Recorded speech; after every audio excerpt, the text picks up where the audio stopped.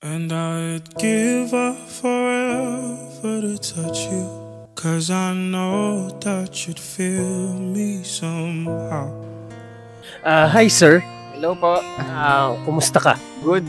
Pwede ko ba malaman yung pangalan mo? I am Jeff Morris Anil M. Ilaw from Batangas. Nandito ka sa Binyang. Ba't napunta ka dito? I'm working here in Santa Rosa. Anong posisyon at anong trabaho mo? I am a project manager of a facade contractor.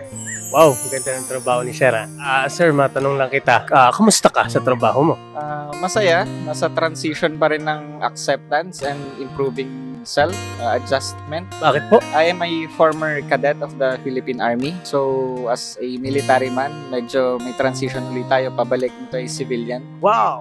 Isa pala military si Sir. Bakit napunta ka sa pagiging manager?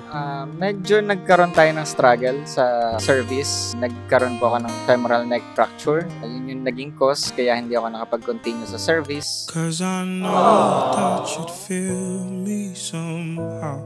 Yun po. So, mas nag-focus muna ako sa work as a civilian ulit. Kasi i-pursue yun as military life.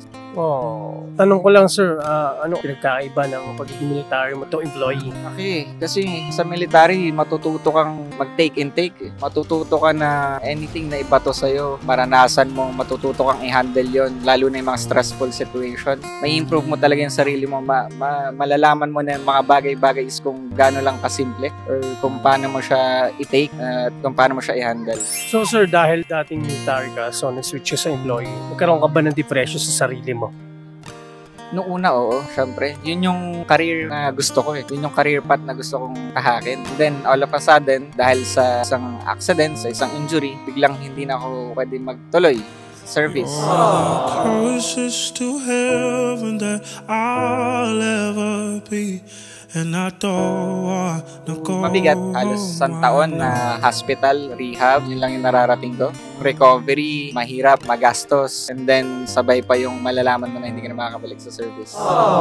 Sakit nun, kasi pinangarap mo yun eh, di ba? Sa buong buhay mo na makatapos ka ng military, tapos may katungkulan ka pa. Siyempre, isang achievement para sa'yo, no? So, siyempre, na-depress ka. Sa ngayon ba, pagod ka na ba?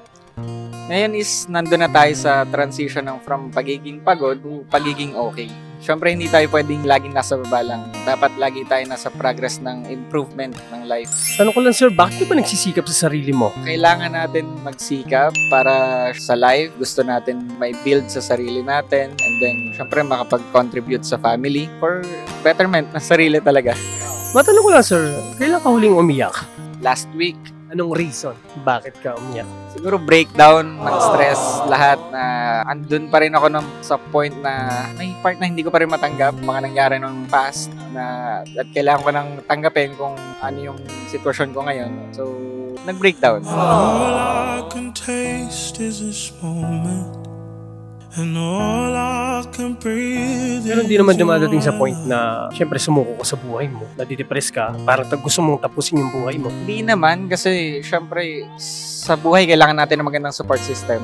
Yung family ko lagi naman nandyan, yung mga tao nakapaligid sa akin is hindi naman nila ako pinababayaan. So importante yung nasa paligid mo is alam mong maasahan mo or alam mong andyan pag kailangan mo. Kailangan mo ng magandang support system talaga. Nice one. Tama yung totoo.